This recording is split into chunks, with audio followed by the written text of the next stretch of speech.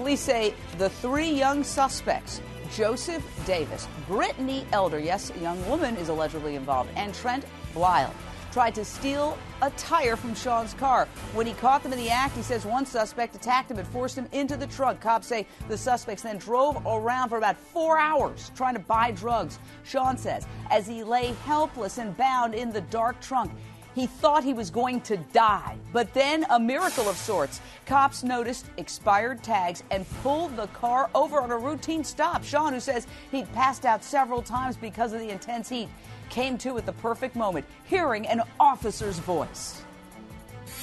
And I heard a voice, and I could tell from his inflection or what have you that he was an officer. He came back and asked about insurance, and that's when I started kicking and punching on the hood, yelling. You see here, the cops wasted no time. They ripped the three suspects from the vehicle. You see them doing it. And then they open the trunk to find the stunned victim inside. Take a look at this. Now they open up the trunk, and there he is. He literally pops out of the trunk. We're going to see it over and over again because it's just extraordinary. Let's see the final video there. Boom. There he is inside the trunk. Look at that.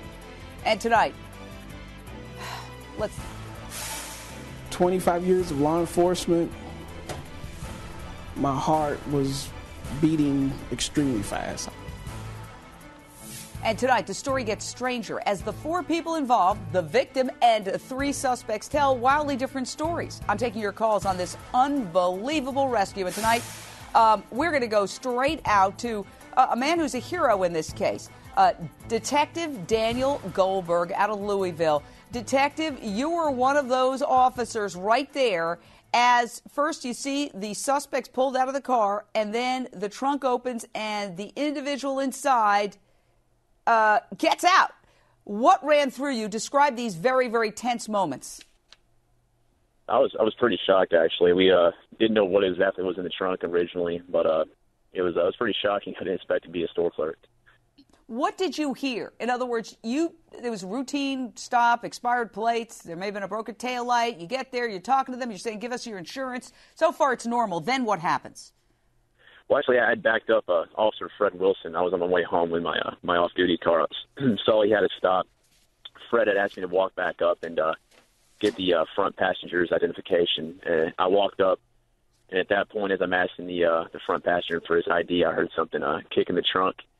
Kind of sounded like, I guess, a subwoofer rattling the metal in the trunk, and I asked the passengers what that was. Nobody answered me. I heard it again.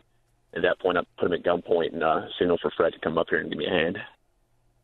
And was your heart pounding? I mean, let's face it, when you talk about somebody or something in a trunk, it's usually very bad news. What ran through you emotionally? No, ma'am. I mean, as a police officer, your job is to be the one person to bring the calm to the situation. So I was more focused on everybody's hands and getting cars out there than anything else.